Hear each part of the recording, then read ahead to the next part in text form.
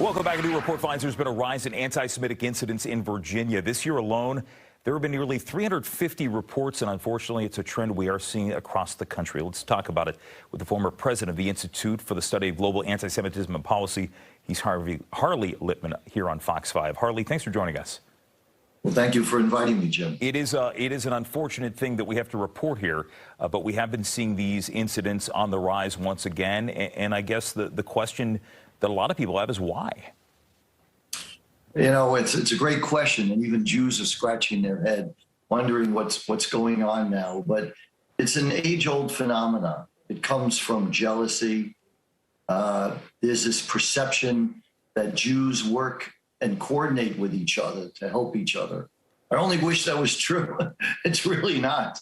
And this is what breeds this anti-Semitism, these terrible lies that are going on. Mm-hmm. You know, a great example of that, Jim, is I own a technology company, and I try to get business wherever I can. If I were to approach 10 Jews and 10 non-Jews, historically, I've done better with non-Jews than Jews. And I'm very visible in the Jewish community, having led Jewish organizations. So if Jews really are coordinated and help each other the way the perception is, mm-hmm. I certainly have missed out. So I think it really shows that it's just not true. I think it all comes to where you're from and what your upbringing may be, because no child comes out of the womb hating.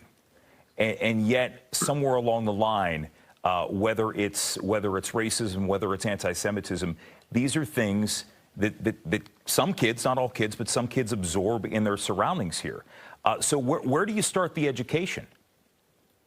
I think it's a really great question, but it has to start early. And I think, you know, there was a report released by the Commonwealth of Virginia that has made new recommendations. And one of them is to start early Holocaust education and expand on it. You know, the report from the Commonwealth of Virginia stated that 66% of millennials don't know anything about the Holocaust. Mm. That's a shocking statement. You know, I personally lost 86 members of my family in the Holocaust. And there's also 25% of millennials think it's exaggerated. Yeah. I wish it was exaggerated. Sadly, it's not. Well, Harley, especially considering what we've seen in the media with some high-profile figures who have said some blatantly untrue things, and I don't want to bring that person's name up. Before I let you go here, you know, I learned a lot about the Holocaust by way of you know, Schindlers List came out when I was in high school, and you know, we took a trip down here to the Holocaust Museum to see it firsthand. You know, what's your best advice to anybody watching here that wants to immerse their kids and teach their kids a little bit about what they may not know? What's your best advice to them? What you did was great. Seeing Schindler's List, I would recommend that. That's about as good as it comes. It's a true story.